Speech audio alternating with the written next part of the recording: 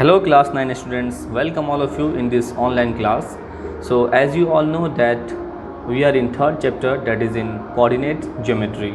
In our previous session of this chapter we have talked about the what is coordinate geometry and terms related to coordinate geometry. So today I am going to solve exercise 3.1 and 3.2. Okay, so without any further ado, let's start our class. So in exercise 3.1, question number 1 you have given, that is these two questions are activity based है, activity based है ये दोनों question, ठीक है. So according to first question, how will you describe the position of the table lamp on your study table to another person? Means what? इसमें सिर्फ क्या करना है बच्चों, लोकेट करना है आपको. तो एक्टिविटी है, आप पे डिपेंड है, आप कैसे भी कर सकते हो उसको. सपोज करो ये टेबल जनरली जो होता है आपका रेक्टेंगल टाइप का होता है ना रेक्टेंगल. तो टेबल जनरली क्या होता है, रेक्टेंगल टाइप का होता है. यहाँ पे आपका जो है सपोज करो लैंप है,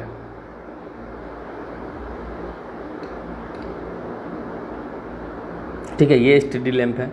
तो अब क्या करना है कि सपोज करो कोई एक पर्सन आपका इधर खड़ा है और आप इधर खड़े हो. How will you describe the position of the table on your study table to another person. अब अनदर पर्सन मतलब एक कोई ये पर्सन ले लेते हैं या ये पर्सन, जिसकी भी बात करो कोई दिक्कत नहीं है. तो मैं दो पर्सन ले रहा हूँ, एक इधर एक इधर.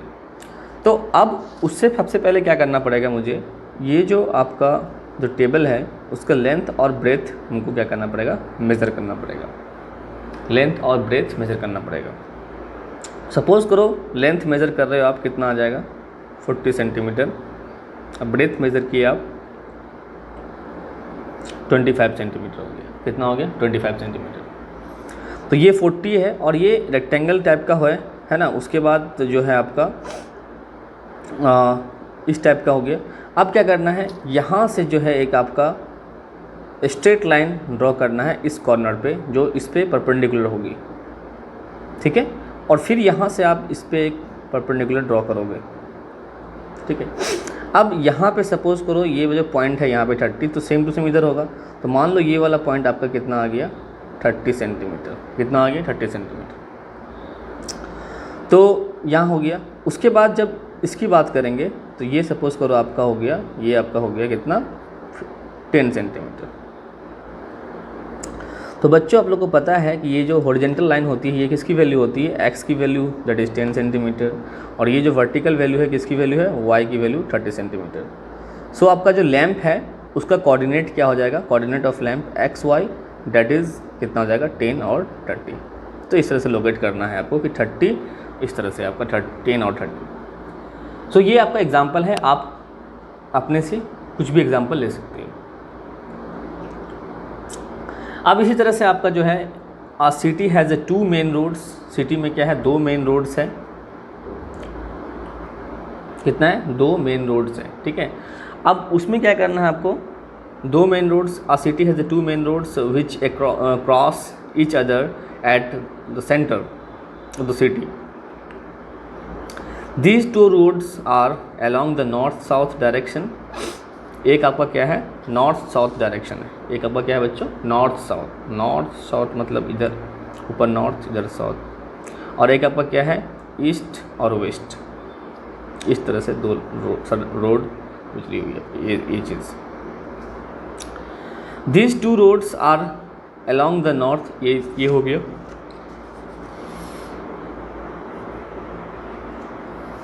उसके बाद क्या बोल रहा है यहाँ देखो आप, ये कुछ है नहीं, बस एक्टिविटी बेस्ड है ना इसको. All the other streets of the city run parallel to these roads and are 200 metre apart. There are 5 streets in each direction. Using 1 centimetre is equal to 200 metre. Draw a model of a city on your notebook. Represent the roads street by the single lines. Single line से आप जो है roads को draw करो. All the other streets of the city run parallel to these roads. अब जो इतना भी रोड्स है इसके पैरेलल है, इसके पैरेलल है, देखो ये पैरेलल है. ठीक है, इधर से भी कुछ रोड गुजरी है तो ये पैरेलल है, इस तरह से बना दो आप, तो नेगेटिव में तो बनेगा नहीं डायरेक्शन। हाँ ठीक है, चलो हो गया। अब यहाँ पे क्या बोल रहा है कि run parallel to these roads and are 2 metre apart, तो सबके बीच जो डिस्टेंस है बच्चों कितनी है, 200 मीटर। कितना है, 200 मीटर। यानी कि जो मेरा ग्राफ पेपर होगा उसमें जो 1 सेंटीमीटर का कॉलम होता है, जो 1 ब्लॉक होता है 10 स्मॉल डिवीज़न, उसको हम मान लेंगे 1 centimetre is equal to 200 metre. तो ये जो बच्चों 200 मीटर का ये ब्लॉक है। इधर भी draw a model of city on your book notebook and 5 street draw करना है ना। तो 5 स्ट्रीट्स इन इस डायरेक्शन, हर डायरेक्शन में 5 स्ट्रीट होना चाहिए, ठीक है। तो 1 2 3 4, एक और ले लो 5, जैसे 1 2 3 4 और एक और ले लो 5, इस तरह से। यहाँ पे 1 2 3 4 1 2 3 4 5 इस तरह से ड्रॉ कर देना है। उसके बाद 5 स्ट्रीट हो गया। अब जो यहाँ पे जो कुछ क्वेश्चन है उसको आपको क्या करना, सॉल्व करना है। How many cross streets can be referred as a 4 3। 4 3 means what, 4 x का वैल्यू हो गया, तो 4 का x का वैल्यू कितना हो गया, 1 2 3 4 यहाँ हो गया, 3 कहाँ होगा, 1 2 3, ये आपका 4 3, एक यहाँ 4 3 है। उसके बाद एक 3 4, तो 3 4 कहाँ है, 1 2 3, तो यहाँ पे आपका 4 हो गया। इस तरह से आपका, बस आपको इस तरह से लोकेट करना है और कुछ नहीं है, सिंपल, ठीक है। तो ये एक्टिविटी बेस्ड है, आप लोग अच्छे से करो इसको, है ना। तो इसको सॉल्व करके देखना, क्योंकि आपका कॉन्सेप्ट क्लियर होगा इससे, ठीक है। चलो मैं नेक्स्ट जो आपका यूज़फुल है, आपको एग्ज़ाम में आने वाला है, एग्ज़ाम में जो पूछा जाता है जहाँ से एक्सरसाइज 3.2 से, वो मैं आप लोग को सॉल्व करके दिखा रहा हूँ। So exercise here you have exercise 3.2.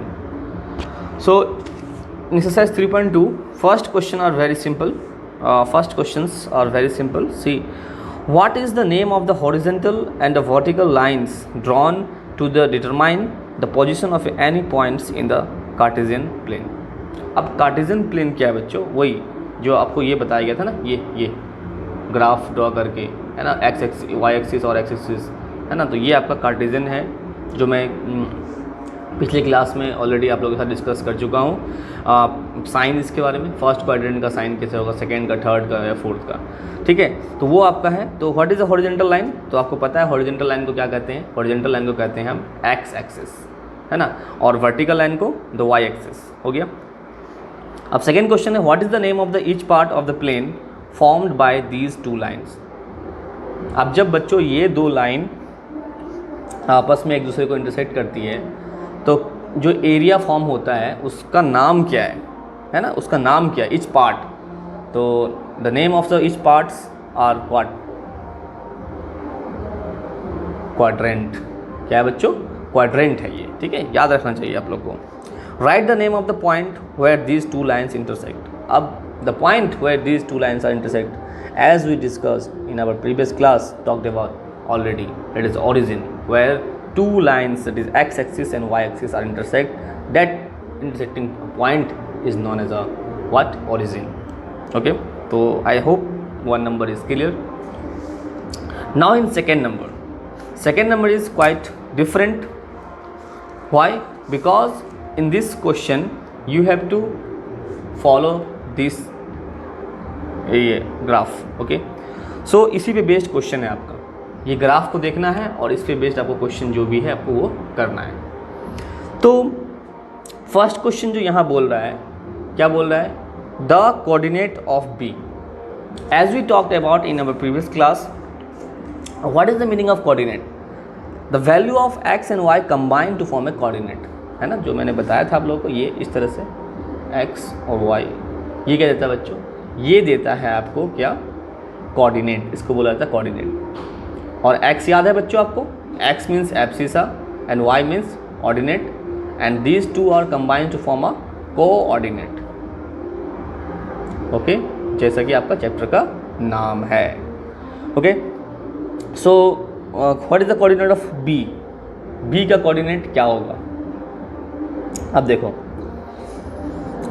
पहले जो है x का वैल्यू लिखना है आपको। तो यहाँ से देखो x ऊपर जाओगे तो यहाँ पे आया है तो -5, तो x की वैल्यू कितनी है -5, x की वैल्यू कितनी है -5। अब y की वैल्यू यहाँ से देखो, आ जाओ यहाँ पे, तो y की वैल्यू 2, बहुत ही सिंपल है। नेक्स्ट आपका जो है what is the coordinate of c, c कहाँ है बच्चों, ये x की वैल्यू कितनी है 5 है ना, तो 5 और y की वैल्यू -5, ठीक है। अब the point identify by the coordinate, ये कोऑर्डिनेट जो है -3 और -5, -3 और -5 जो कोऑर्डिनेट है, ये -3 और -5 कौन सा कोऑर्डिनेट पे होता है, -3 और -5। सो -3 किसका है, x का, तो -3x का, ये -3x का हो गया। अब -5 किसका, y का, दोनों का मिला ये, दैट इज इसका आंसर क्या होगा, e पॉइंट है ना, e point shows the coordinate of A -3 and -5, बहुत ही सिंपल है। अब देखिए the point identified by the coordinate 2 and -4, the point identify the coordinate 2 and -4, 2 और -4 जो है, यानी 2x की वैल्यू और y की वैल्यू -4, तो 2x की वैल्यू और y की वैल्यू माइनस नीचे होती है -4, देखो g कौन सी पॉइंट है, g पॉइंट है, बहुत ही सिंपल है। And the abscissa of the point d का एब्सिसा, d की तरह ढूंढो, d यहाँ है। Abscissa means what, abscissa means as I talked about in our previous class, abscissa means x-axis, abscissa means x-axis. So where is the D point? D point is here and x is what, is 6. So here 6 is abscissa and 2 is ordinate. And ordinate of a point H, ordinate means y, that is -3, ठीक है, -3 आपका जो dash कर रहा हूँ मैं वो आपका ऑर्डिनेट है। And the coordinate of a point, अब देखो एब्सिसा मतलब x, ऑर्डिनेट मतलब y और कोऑर्डिनेट मतलब दोनों साथ में। L, where is L, find out, here you have L। See the value of L at the point here, the value of x is what, 0, okay, and the value of y is 5। जब भी आपका y axis पे कोई भी value होना है, अगर point आ रहा है तो वहाँ पे x की वैल्यू कितनी होगी, 0। देखो यहाँ पे मिलाओ, देखो 0 आ रहा है, तो x की वैल्यू कितनी होगी, 0, और x एक्सिस पे y की वैल्यू 0 होगी। तो इस तरह से बच्चों आपको सॉल्व करना पड़ता है। तो the coordinate of a point of the point m, coordinate of a point m, ये आपका, ठीक है। तो ये क्या हो गया बच्चों, m के पॉइंट में जब आओगे तो यहाँ पे x तो है -3 no doubt, but y is 0 है ना, ये आपका पूरा। तो इसमें आपको बस लोकेट करना है, कोऑर्डिनेट लोकेट करना है, ठीक है। तो इस तरह से इसको सॉल्व करो अच्छे से, है ना। Okay then, thank you.